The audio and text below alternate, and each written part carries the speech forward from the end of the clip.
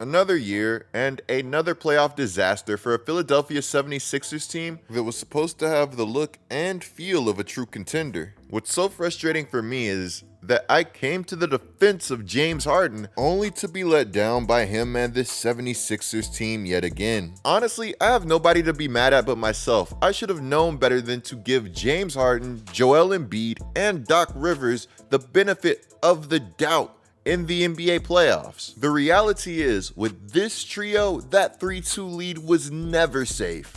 It's been unstoppable. Step back, another three. Punch it in! Jason Tatum is scorching right now. Tatum really gave the 76ers 51 points, 13 rebounds, and 5 assists in Game 7 en route to sending the 76ers home for the summer. During this Game 7, the 76ers looked flustered, bamboozled, scared, unprepared. Look, I can throw out all of the adjectives, but it really doesn't get more disappointing than it did for this team. This team was so disappointing that even Ben Simmons felt comfortable throwing in a subtle jab with this petty IG story where he showed everybody that he was, in fact, watching the 76ers downfall. Hey, maybe Ben was just enjoying the game, or maybe he was enjoying the game for a really good reason. It's not like these two sides ended on really bad terms or anything like that, and it's not like Ben has been really petty on social media before, but wait, he has. Last year, Ben liked a tweet from Skip Bayless of all people that gassed himself up while criticizing Harden for no-showing in the second half of a closeout game. Guys, this video we have a ton to talk about, but first, today's content is brought to you guys by SoRare. Guys, our private SoRare League now has almost 300 members who are enjoying their time on SoRare. If you haven't joined yet, today is your lucky day because there's an awesome tournament going on SoRare right now that you will not want to miss out on. This tournament that I'm referring to is NBA Playoff Game Day, which is loaded with tons of amazing prizes. NBA Playoff Game Day is a postseason long tournament that is being cumulatively scored to produce a total tournament score. Guys, remember how a few weeks ago I told you that I packed Nikola Jokic in one of my daily drops?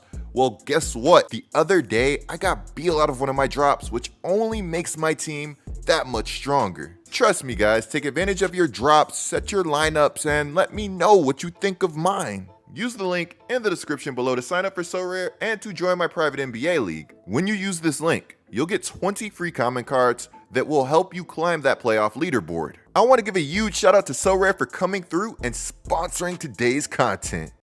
A little over a year ago, the Sixers sent out Ben Simmons in a package that netted them an older but still supposedly elite player in James Harden from the Brooklyn Nets. Philly was one of Harden's desired destinations, and Philadelphia made it happen after he made it clear that he wanted to pair up with Joel Embiid and Doc Rivers. With Daryl Morey there too, how could Harden lose? I'm sure coming to Philly felt like a dream scenario for him after what was going down in Brooklyn. Philadelphia really got one of the greatest scorers of our generation, who is also an elite passer, to pair with Joel Embiid for a guy that was literally afraid of shooting the basketball. Harden coming to Philadelphia had to feel like a dream for Philly too. Last season, the 76ers would fall short of their hype, losing in the Eastern Conference semifinals to the hands of Jimmy Butler and the Miami Heat. The details of this L are kind of disgusting, so I'm going to spare most of them and just say that Harden and Embiid got outscored 32-31 by Jimmy Buckets in what was an elimination game, where they also combined to shoot 33% from the floor. It's really hard to win when you get that type of statistical output from your stars in a win or go home playoff game. Though this loss wasn't pretty, there was still reasonable optimism for the future. Harden would get a full offseason to get fully healthy and get into better shape. Remember all of those skinny Harden pictures that were taking over social media? Harden and Embiid would also get more time to build chemistry together. Beyond that, the entire team would get an offseason together. Harden would even take a pay cut so that this team could add valuable role players, which Morey did. In the offseason, Morey added some nice role players, and it was really just up to Doc to figure out how to use them. All in all, this year the 76ers were supposed to be better And at least for the regular season, it seemed like they were. Statistically, what Harden and Embiid were doing was very special. This duo was ascending to new heights together. They were so good that they did something that no teammates had done in over 40 seasons in the NBA. With Harden leading the league in assists with 10.7 and Embiid winning his second consecutive scoring title with an average of 33.1 points, they would become the first teammates to lead the NBA in scoring and assists since the 1981-1982 season. Now, I'm not saying that this season was perfect by any means, because they for sure had their ups and downs, but at the very least, you could see the potential. Now, I know what you guys are thinking. What happened when it mattered? And well, I have to be honest with you guys. Harden and Embiid were down pitiful for stretches of this postseason. While the Boston series is getting all of the eyes, statistically, they were worse in their 4-game sweep of the Brooklyn Nets. But of course, their team won, so it wouldn't be the biggest deal, right? In the first round, Harden averaged 17 points and 9 assists on a disgusting 34% shooting. Embiid, on the other hand, wasn't nearly as bad, averaging 20 on 46% from the floor, which of course still isn't great for the standards that Embiid has set for himself. Now, I know that these stats are lacking context, and I'm well aware of the way that Embiid was being guarded. To that, I would say that it's time to become a better passer. But of course, maybe that's asking too much for somebody that has already had to do so much for their team and was just the MVP of the league. All I'm going to say is that if you double team Jokic, it's basically a layup or a really easy shot attempt. Against the Celtics, though the stats would be better against a much better team, as you could guess, the results would be worse. And some of these games, the stats just really weren't that great either. Harden made 4 or fewer field goals in 5 out of the 7 games that they had against Boston. He shot an abysmal 12 of 55 in their 4 losses. As for the MVP in Game 7, he went 5 of 18 from the field for 15 points, as his team would get pummeled. According to ESPN Stats and Info, Embiid's 33.1 points per game in the regular season to his 23.7 points per game in the playoffs would make for the largest drop-off by that year's MVP in NBA history. After Embiid's poor Game 7, Embiid would go out and say, "Me and James can't win alone. That's why basketball is played 5-on-5. We need everybody to find ways to be better." This quote made a lot of people mad at Embiid, while it had others saying that you have to hear the full soundbite. Let's just say that I'll let you guys be the judge of that one. Joe, just what's the next step for you with James, and like as a tandem going forward, and how much are you going to be in his ear this summer to kind of have him come back here? We got an unfinished, job. We haven't won anything, and I think we got the chance to win. Obviously going to 7 games, and having a chance to close it out at home, which we didn't do. I still believe we got the chance to win. We got what it takes to win. So. Obviously, I don't know what's going on, and I know he has a player option, so they can extend him. But that's on those guys who figured it out. I'm gonna stay out of it, but I still believe that me and them, and we got the chance to win. But it's gonna take more than us. We all gotta look at ourselves. I got to be better, and I will be better.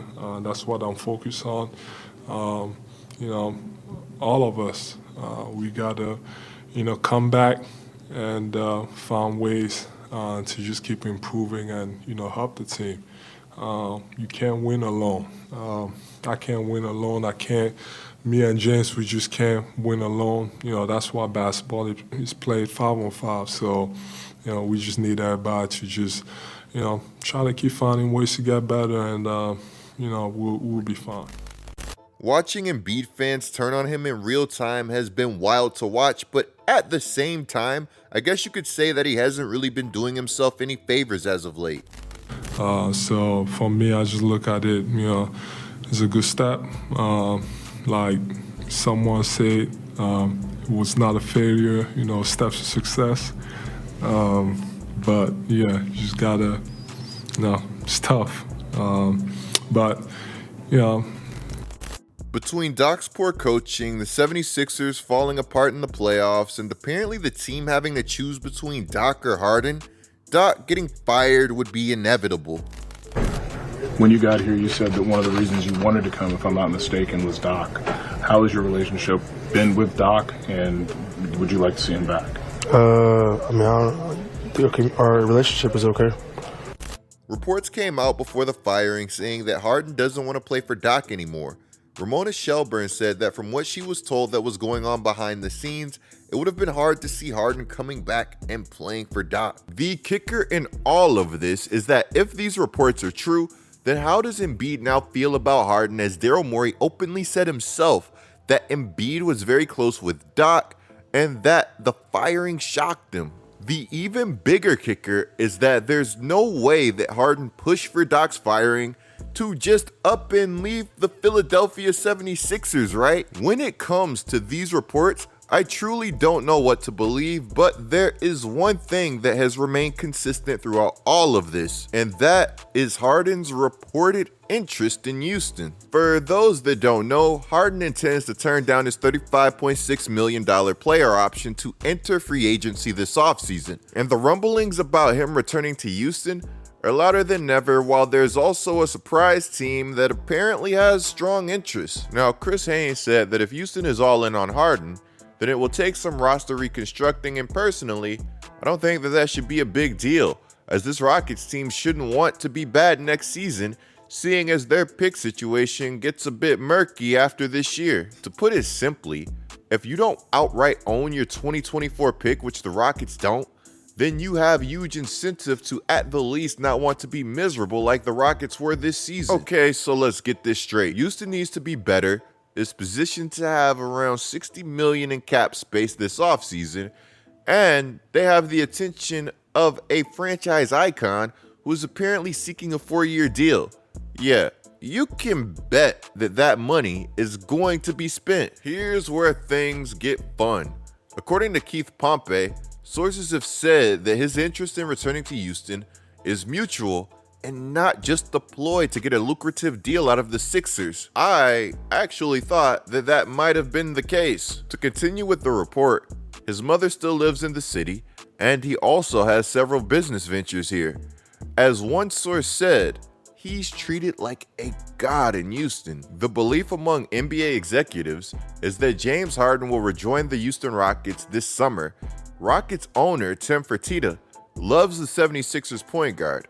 The franchise expects to reunite with him, sources say. Check this out. So the Rockets are so sure that they're getting Harden that before hiring Ime Udoka on April 25th, head coaching candidates were asked for their opinion on coaching him during the interview process. I guess all of this should come as no surprise, considering that there are reports out there that have said that Harden is already extremely fond of Jalen Green and a lot of the Rockets' young players. While we're here, let's hear what Jalen Green had to say about potentially playing with Harden. There's obviously been some links of James wanting to come back to the team. Like, I feel like at this point, you're the king of Houston. Like, you got to go through this. You got to go through being double team, being triple team, you know, being the target every time. You got to go through that. And you bring on someone like James, who's such a ball dominant player, like, that's going to hinder your growth a little bit. You know what I mean? I agree. Regardless of how it can elevate you on another level of him teaching you and you learning off of him, I feel like for you, you've already been through the fire, so like let you continue to learn. You know what I mean? No, I agree. I think it play both ways, like you just said. It can help and hurt at the same time. I ain't really talked to him too much about the rumors and stuff like that. I'm with you on that. Paul George, I see what you just did there.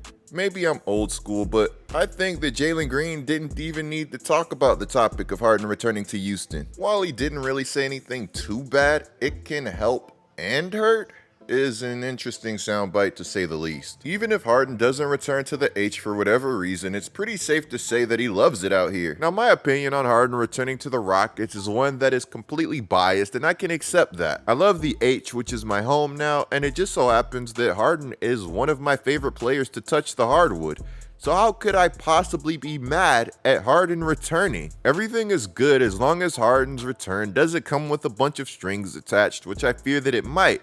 considering the past and that sources are saying that Harden not only wants a competitive roster, but also the basketball freedom to be himself. When I heard this, my first thought was, what in the world do you mean by that? And how competitive are we talking? Do you want the Rockets to completely give up on their future and go all in, trading all of those picks that they have? Are we going to see the return of H-Town Harden that pushed the limits of basketball because he had no other choice? Or are we going to see a Mints or Point Harden that showed a lot of people that he's not only one of the best scorers in the game, but he's also capable of leading the association in assists? I've seen some reports that the Rockets may dangle that number 4 overall pick of theirs in trade talks.